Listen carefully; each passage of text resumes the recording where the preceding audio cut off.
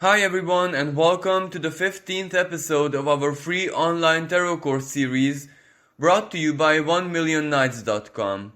Today we are taking a look at the symbolism and meanings behind the tarot card bearing the number 14th, so the numerology of 5, the Temperance card, corresponding to the astrological symbolism of the sign of Sagittarius.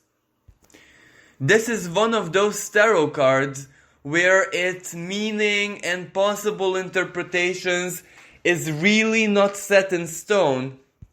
Very many times it really depends on the deck you're using and of course the way you choose how to interpret this card, because sometimes in different readings, in different situations, maybe you want to attribute different meanings to it, or maybe you highlight various different sides and possible meanings of this card, also taking into consideration the nature of the subject of your question.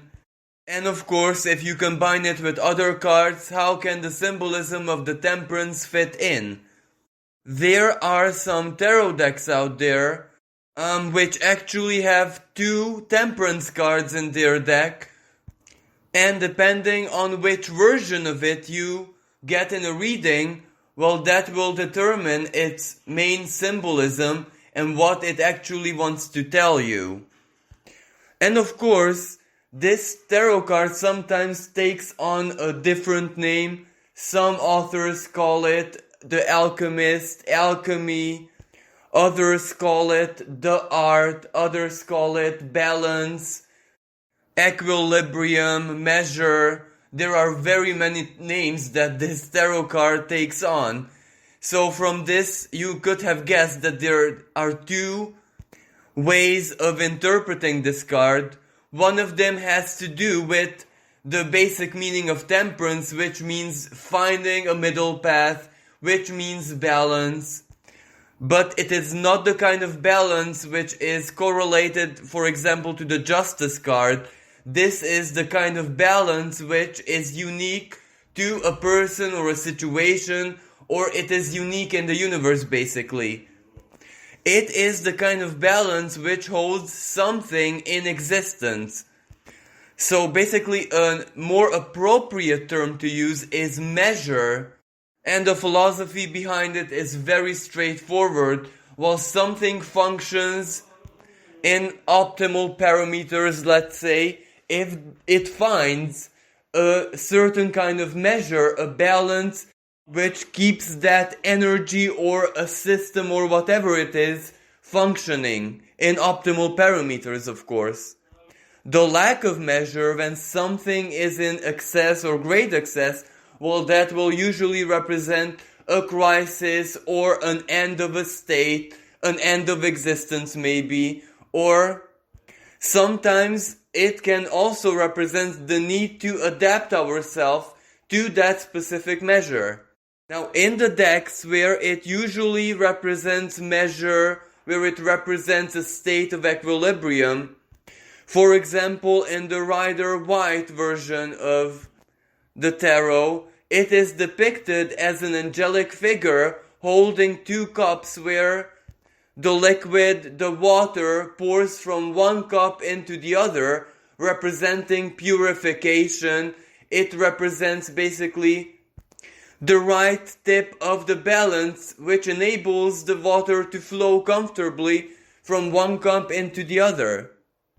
Now, in those decks where it usually means alchemy or an inner process of transformation, creativity or an act of creation, it is usually represented either as an angelic figure or something similar, but where instead of 2 cups of water, there is either a cup of water or a container of a liquid, for example, like a cauldron, and there's always a fire. Either the figure is holding the fire, or the fire appears and it's very evident in the background. Either it is pouring different ingredients and the fire in the cauldron. Anyway, the symbolism is very straightforward. It means alchemy, inner alchemy, act of transmutation, act of purification, but through fire. So it can also represent a purge. And of course, the act of creation, where the water or the liquid represents the passive feminine element, and the fire represents the active masculine element. Now, of course, there are other cards in the tarot which hint to alchemy and this inner process of transmutation. For example, the Death card, when something reaches the end of a state or a stage or a cycle and has to transform and become something else. Now that is a little bit more dramatic, so to speak, if this word is actually allowed, because the need to change is fated, it is imminent, it doesn't really depend on us because, time is up. Or for example, the Devil card is also a card which can symbolize alchemy, not to mention the Magician.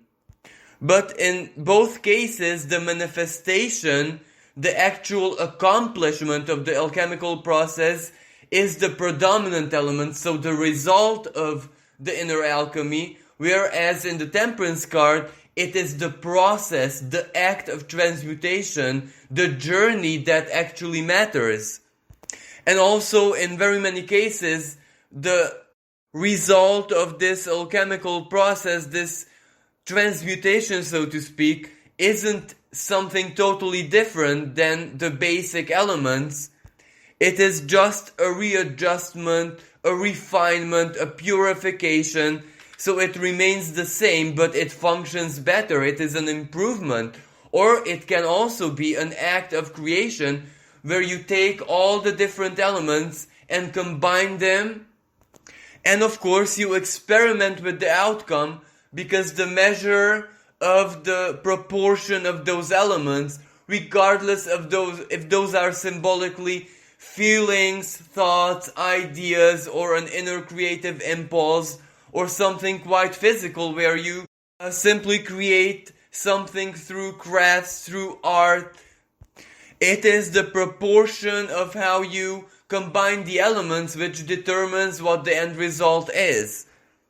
And of course, the angelic figure is also very important, because regardless if we look at this card as temperance, as equilibrium, as measure, or if you look at an alchemical process, maybe a creational process, well, it is divinely inspired.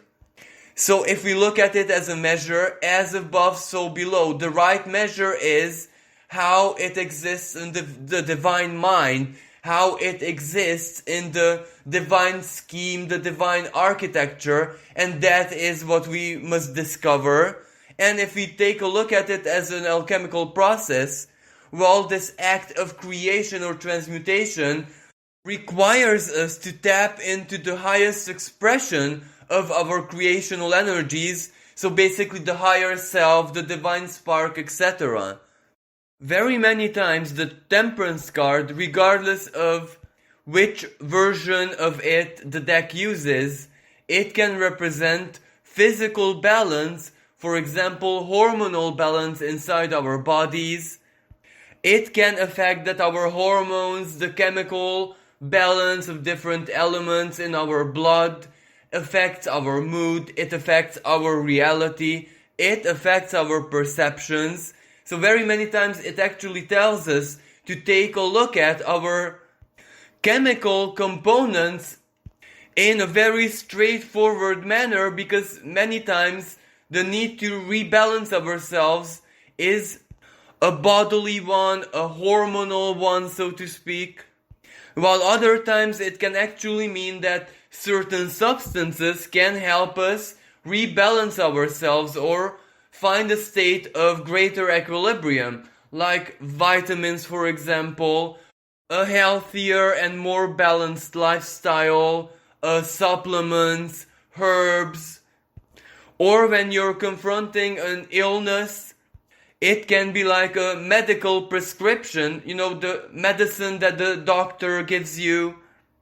Other times it can mean a detox. Maybe you have accumulated certain, elements inside of your body and you need to get rid of them, you need to eliminate them in order for your body to reach a greater state of equilibrium. But of course, there are times when it is our ways of seeing the world, our perceptions, our moods, our emotional states, which are a heavy influence to the chemical balance in our bodies. So sometimes when we want healing, when we want to reach a greater state of peace, or simply get rid of anxiety, stress, or depression, it's not really the physical elements that we have to rearrange. For example, taking supplements, vitamins, substances that can help us, but it is rather our emotional states, our way of thinking, our thoughts, or the external influence of other people that we have to work on in order to reach a greater state of balance. Because once we find greater peace deep within, or for example, we accept the situation, we decide to overcome an emotional blockage or something that stresses us, upsets us, etc., well, our bodies are going to mirror this. We might find ourselves feeling much better, and our physical bodies regenerating, installing a state of equilibrium automatically because our emotional problems were dealt with. Now, the numerology behind the Temperance card is also very relevant. It bears the number 14, which in numerology is 5.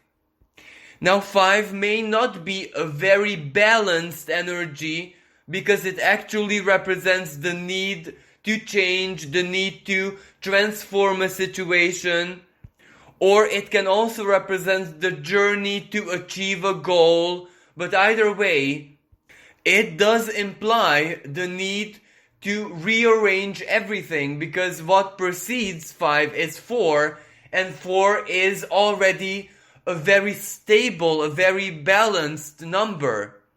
Even when it symbolizes something reaching its final stage of evolution, even when that final stage is death, for example, the final transformation, when something returns to spirit, well, it is still very stable because it cannot evolve anymore, it cannot change anymore, at least in that state. So 5 basically adds another element. It adds a purpose, a new purpose to that 4. So the transformation, the change, the work, of course, begins. But that implies that the old stability has to be broken. It has to be rearranged. It has to descend into chaos in order to be broken down to its elements, and from those elements something new is going to be born. And 5 is the work, the journey, the road that 4 takes on in order to become a 6 or an 8, for example. So even the number 14 is very suggestive because there is that 4, the stability, the old balance, and there is that 1, the new element, the need, the desire, for example. It can represent that fire, that flame, that spark of the alchemist's expression of this card. Or it can represent the water flowing from one cup into the other. The 2 cups can be seen as 4, 2 plus 2. And the water flowing from one cup into the other represents the act of finding the balance. It is that 1 which we add and then take until it finds its own equilibrium, its state of flow, when this process becomes automatic, so to speak. The astrology behind this card is also very suggestive, even though it might not be straightforward, because the sign of Sagittarius is a mutable fire sign, so you might think that it doesn't really have that much to do with water, or you might think that it doesn't really have that much to do with alchemy either, because astrologically the sign of Scorpio is the sign of the alchemist and not so much Sagittarius. But if we think about it more deeply, well, Sagittarius is needed for the act of transmutation because it is the philosopher's stone. It is our higher thinking. It is our faith, our perceptions, our life philosophies. It is also the sign of religion. Without our higher thinking, without us philosophizing, without us trying to search for a deeper meaning in anything that we try to alchemize, well, on one hand, we cannot purify it because we will never know what the divine scheme or blueprint is. And on the other hand, we will never have the alchemical formula or the distilled elements in order to transmute whatever it is that we're working on. And also, one of the biggest lessons for Sagittarius natives always is measure, because Sagittarius is a very powerful fire sign, so it has the tendency to go into excess, but excess every time tips the balance. Of course, sometimes in a very unfavorable way where everything descends into chaos, but other times it just provides the opportunity to experience something in a very pure state. But after the experience, there is the need to find a new state of balance, because once excess outlived its usefulness, because it already gave us the knowledge, the wisdom, the experience, etc., well then we have to alchemize it and integrate it in our lives.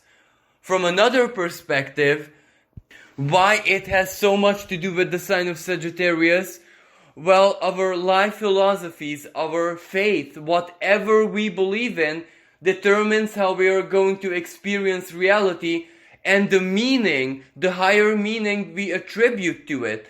Of course, all of this is highly subjective, and everything in life is somewhat subjective, which means that even balance and temperance itself is somewhat subjective. Now let's take a very straightforward example. Two chemical elements here on Earth form a third substance, and basically that is a hypothesis, a theory, proven because we can measure it.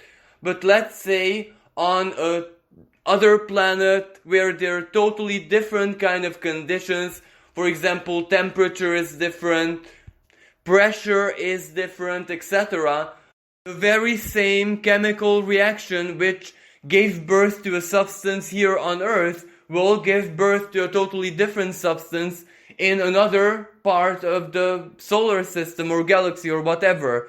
And this is also measurable science. So basically it is very subjective which one is the greater truth. The chemical reaction which happens here on Earth, or if it's the same reaction which takes place in different conditions and results in a different substance. Well, the answer to that is also very subjective, because for us, what happens here on Earth is the state of normality, because we are surrounded by the same conditions each and every day of our lives. But we also have to acknowledge that our conditions are quite special, quite unique. In other places of the solar system or in the galaxy, the normal conditions might be totally different. So it's all a matter of choice. What do we choose as our normality?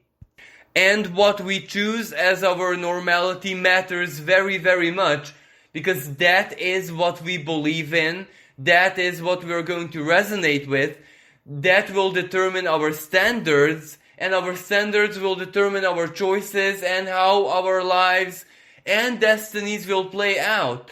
So basically, the philosophy behind the person who we animate is very, very important, because that determines the balance of our normality.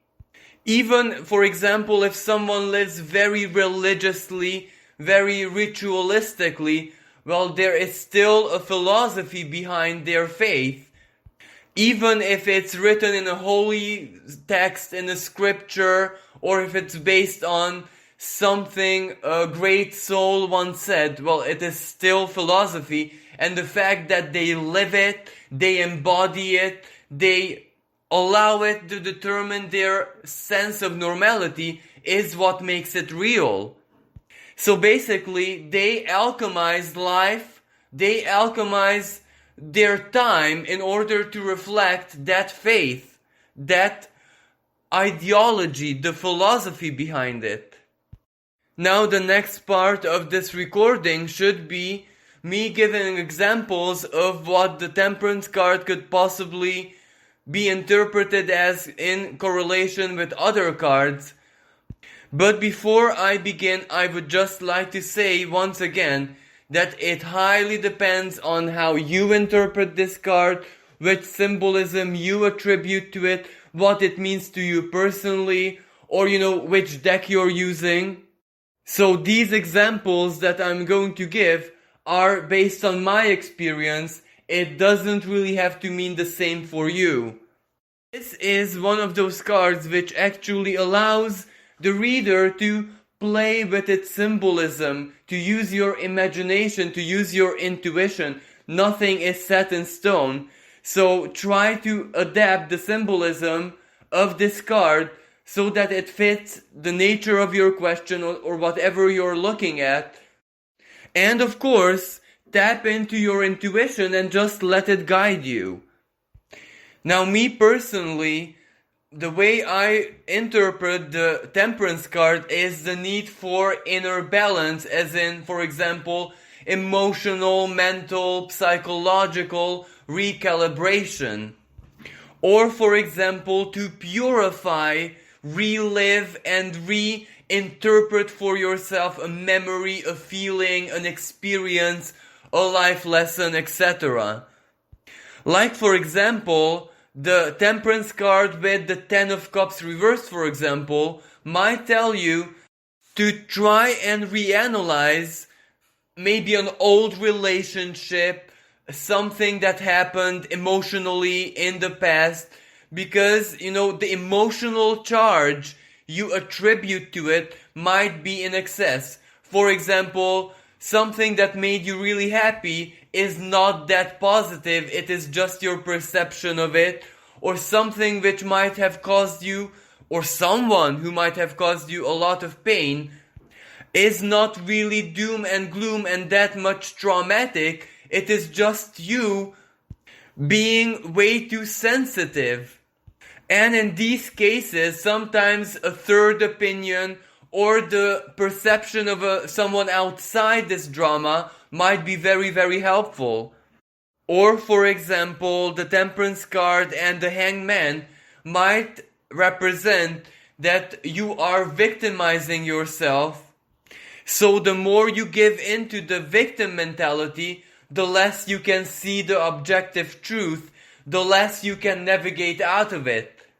But it can also mean the total opposite, whereas maybe you blame yourself, maybe you totally ignore outside influence, and you're actually a victim of someone or something, and you cannot shift out of it before you actually acknowledge that certain things which cause the situation are not your fault and have nothing to do with you or your decisions.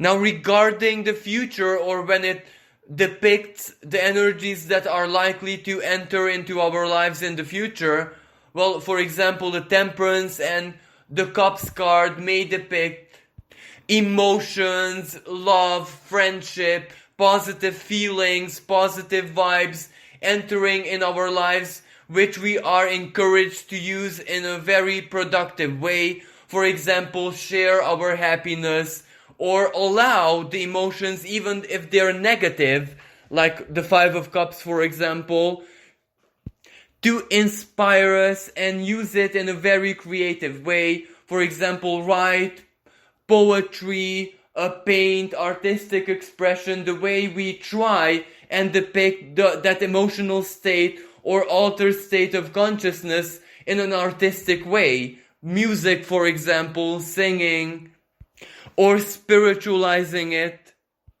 It can also represent that someone may enter in our lives who is gonna inspire us, bring out the very, very best of us, or give us a creative impulse.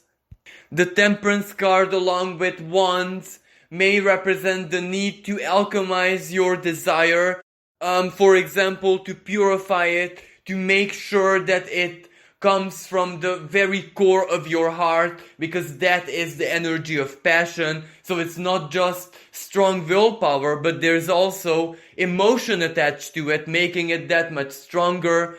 You know, the sign of Sagittarius, the arrow of your desire shot into the cosmos, will return to you as manifestation. Or sometimes it can point to the fact that you may be dreaming about something, you may be feeling it, you may be inspired, and you may hold your truth that why you want it, why it is important in your life, but it might suggest that you need to add a little bit more willpower, a little bit more masculine element where you fight for it, where you actively pursue it, you work more for it, you sacrifice more for it. Now, combined with the Coins card, the Temperance can represent the need to manifest something in matter. For example, that something is a principle of yours, what you believe in, a desire. But when I say manifest it, well, manifestation in matter does require experience, knowledge, know-how, and, a practical element where we open the gate to that energy to enter into matter. For example, along with the 3 of Coins or 8 of Coins, it might represent practically learning something new, developing a new skill, getting a new degree or a specialization, taking a course and using the knowledge practically. Or, for example, along with the Ace of Coins reversed or 5 of Coins, well, it may represent a chemical imbalance in the body where you might need to make a doctor's appointment or go for a blood test or something where an expert, someone who has knowledge over that subject, can help you and guide you. Of course, sometimes the 5 of Coins means poverty, material problems, material blockages, debt getting out of hand. Well, then the Temperance card can also mean that equilibrium, or basically transmuting, using a skill of yours in order to solve this situation, focusing on something that you already have, or something that you have already accomplished, or something that you already master. Well, the active use of that, whatever it is, could be the ticket out of the problems, or it can also mean going to a specialist who has knowledge and experience over, for example, financial matters or whatever is causing the problems. Sometimes it's a psychological blockage. Well, that can solve the situation. The Temperance combined with Swords is a little bit tricky because, as you know, the Swords represents the mind, our thoughts, our intellect, communication, and our relations with others, especially from a more legal perspective, a more official perspective, like contracts or agreements, promises, etc. So along with the Temperance, it can be a message that what you seek might lie in the mental sphere, or it is a rebalancing or reaching a greater state of equilibrium with your thoughts and thought patterns, or the frequency and polarity of your thoughts. Or sometimes it can actually mean the opposite. You already have a very healthy balance. You already hold a very positive frequency, so don't change anything. Like the Temperance and the 2 of Swords reversed might tell you that you already have the wisdom, the knowledge, the foresight, the outlook, the right principles or the right vision about something, so no need to dig any further. Or for example, the Temperance and the Ten of Swords, well, it might tell you that even if you change whatever you can regarding that subject, well, it is still over, it has passed. It can represent, for example, a legal defeat, or a situation in its current state not being able to find a resolution from a legal perspective. Or if it has to do with other people, then it's straightforward. It doesn't matter what you do, if that other person doesn't want to collaborate, or if that other person already has a very fixed viewpoint about that subject, it is closed. There's nothing really you can do to change it. But with the Ten of Swords reversed, for example, it can mean quite the opposite. That right now it can seem a lost cause or defeat or an end or, the inevitable lack of success. But it is just a perception. It will change, or more fated things might still have to take place until you can actually decide if it's a failure or a lack of success or defeat or not. But usually if it's Ten of Swords reversed, it will lead to quite the opposite outcome of what you currently feel and perceive. In other cases, for example, Temperance with the Five of Swords may tell you that maybe you're sabotaging yourself mentally, your thoughts are not aligned to your purpose, or maybe in your unconscious mind, you wish or desire for any reason the total opposite of what you're doing, of what you're enacting, so you cannot achieve success or completion until you look at your thought patterns. But it can also represent a third-party situation where someone might be sabotaging you through communication or through legal matters.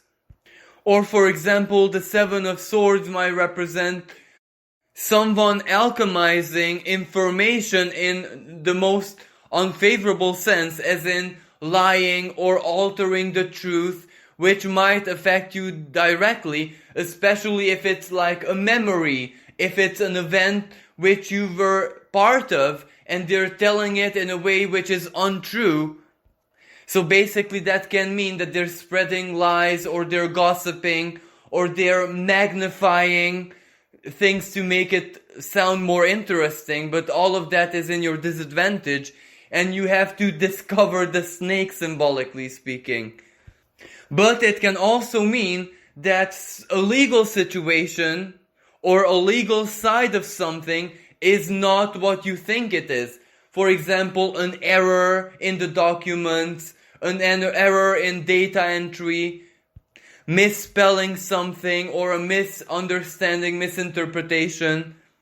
And last but not least, one of the most unpleasant cards of all the tarot, the Nine of Swords combined with the Temperance card, might actually tell you that if it's depression, anxiety, fear, sleeplessness, insomnia, or any other kind of, mental or psychological disturbance that you're experiencing, while it also has a physical part, maybe a hormonal imbalance, or maybe you need to take a blood test or visit a doctor because there might be a chemical component to it which is totally outside your sphere of influence unless you know what it is and you compensate.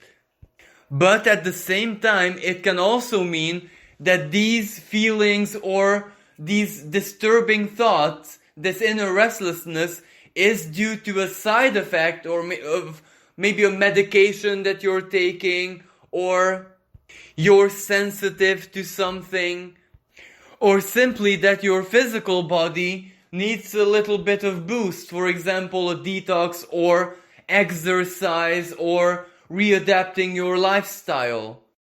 Of course, all of these examples are just out of my own experience, so as I said earlier, experiment, find your own unique interpretation of this card. Let your imagination and intuition play with it, because experimentation is the best teacher, at least according to my own personal philosophy. And of course, all of this is valid for every single tarot card out there. You have to make it your own. You have to develop a personal relationship with its symbolism to find out what it means to you in your life, in your philosophy, in your principles, in your way of thinking. Even if you don't tap into, for example, the numerological aspect or the astrological aspect, even if you just use all the cards intuitively, what matters is that you feel it and you know what it means for you personally. Well, this concludes today's episode. Thank you so much for listening. I do hope that this was useful. And until next time, bye for now.